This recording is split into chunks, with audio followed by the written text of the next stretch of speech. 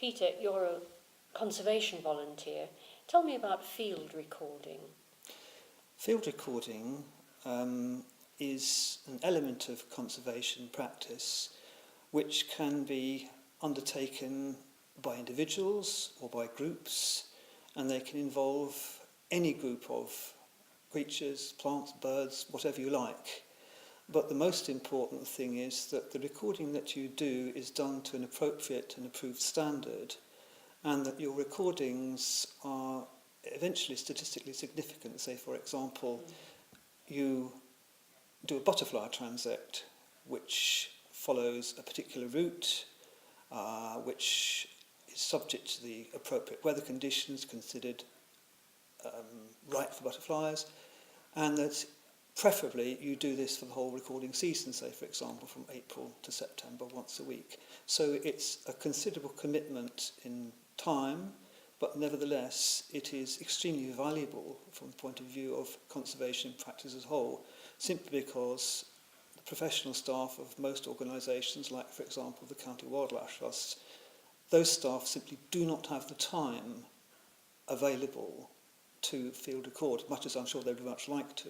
So it's something which falls very often to keen and interested volunteers to put in that time and make their findings available to the conservation organisation. So a whole day a week, for example? It could involve a whole day a week. It doesn't have to. It depends exactly what you're doing.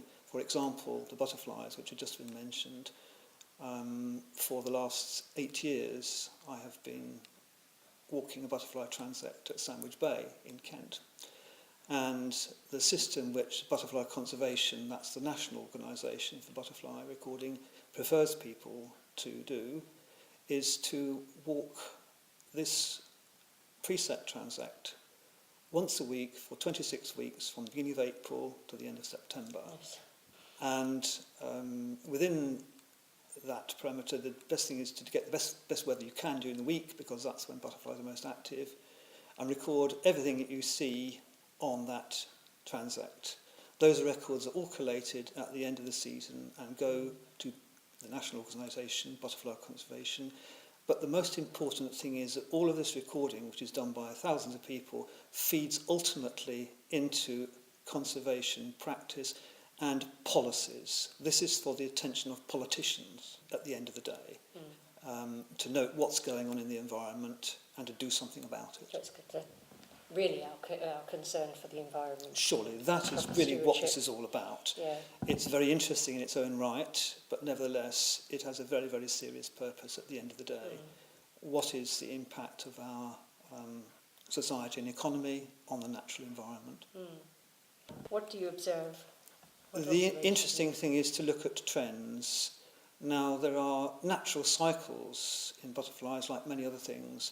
Weather, predators, habitat change, any number of things can influence numbers in any one year.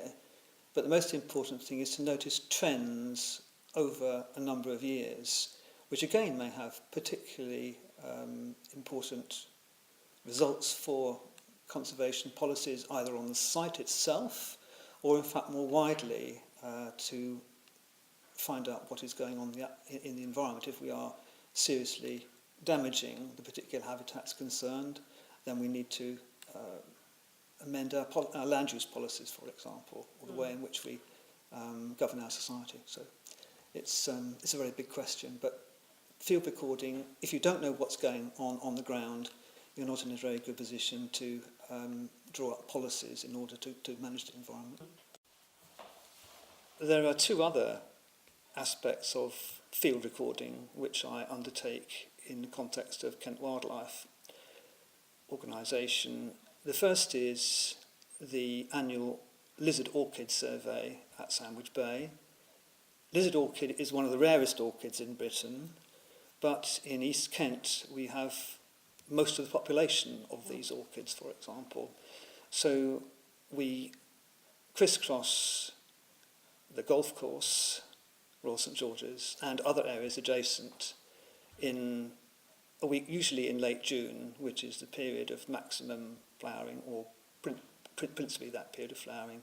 And we simply count the number of flowering spikes of orchids This has gone on for a number of years, so again we're looking at trends from the point of view of is the population increasing, is it spreading, are there new areas, and so on and so forth.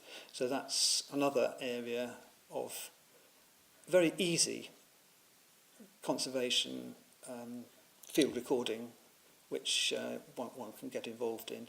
And the other one is a very rare plant that I've sort of more or less appointed myself as plant guardian, which is called Deptford Pink. This is a very tiny, wild dianthus or pink, which occurs now in only 2 places in Kent. And in a period usually from late June to the beginning of August, I visit the site usually every 2 or 3 days, depending on the weather, and assign a numbered marker to each individual flowering plant as they come into flower, so that when I go next I know those which I've counted and those which I haven't. And this population varies considerably, again, with weather, with habitat condition and a number of other variables. But these species, which are so rare, we feel a number of us need special care.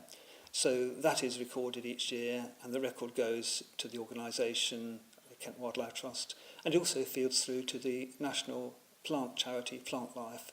So again, if we look at trends, for example, which seem to be going in the wrong direction, we must scratch our heads and do something about, say, for example, habitat condition. So there's yet another element of recording. But at the end of the day, the purpose is the same for all of these. You actually said they're all God's creatures. Well, they are. I think so. I was just trying to link together the wisdom literature and the volunteering. I was just looking for the point of contact. Well, I suppose there is a point of contact. Is it not how you use the time and resources available to you? If you have sufficient time, one could just sit at home watching the telly, I suppose. That's not saying anything wrong with that. But if you feel you would like to use your time in the course of a greater cause and really in the service, I think it comes down to service too, actually, because after all, volunteering is a service. You volunteer your time, your expertise, because you have it in the first instance, but I think far more important than that, you feel you want to make really good use of it. And I think there's a connection myself between service, volunteering, what you have to offer, and something which you feel somehow or other is rightly a defined sphere for you, that you feel right in this particular sphere of what you're doing. Because if you don't, then why do you do it? It has to have a purpose, I think, an individual purpose, but individual purpose within a greater whole. So I think volunteering is a great thing to do. You're talking about your love of the Deptford Pink, whereas other people are orchid boars and other people are butterfly boars. Isn't it interesting how individuals latch on to something? I mean, what is it you're seeing in that particular flower? Sometimes in the most insignificant things, according to other people, there is the greatest beauty. I think of our alpine, well, not just our alpine plants, but alpine plants, in fact, throughout the world. Many of them are incredibly tiny. They grow in an extremely hostile environment, but their form and very often their colours are absolutely stunning. Look at spring gentian, for example. Deptford Pink has a glorious magenta shade with tiny, tiny white spots on it. These simply move enormously. Good. So you can look after those, and somebody else is looking after something else. Good job we're not all looking after Deptford Pinks. It is just as well. There is a place. There is a place for everybody and everybody's interest, whether it's digging around in a ditch looking for rare plants, rare insects, rare anything, or not so rare.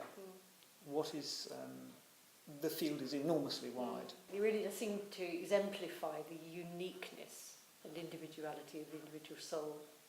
Yes, yes. I wouldn't say that many conservation volunteers, to my knowledge, look at it that way. However, if one might ask them the question, then one might get a surprising answer. I haven't tried it so far. Why that thing? You know, why does that person want to do that thing? What fires them? That's very difficult to answer, I think. It may have to do with past history. It may have to do with chance encounters of an inspiring teacher, parents, friends, who knows what moves one. But somehow or other, there are enormous numbers of people who are moved by this and who make a tremendous impact. Without them, we would have simply no knowledge Of our own world.